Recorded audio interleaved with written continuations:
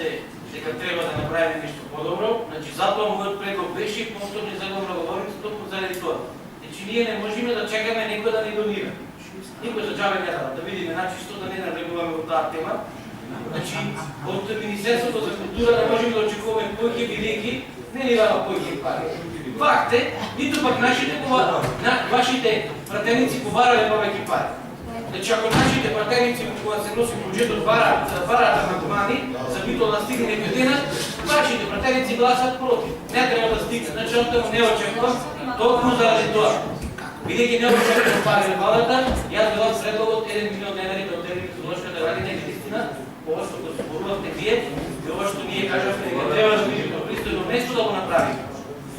Значи, не е това не е популистички, туку го барам да се разгледаните на общите на бидоа, бидејќи сите сите сакаме да ги внесеме на жите најмлади.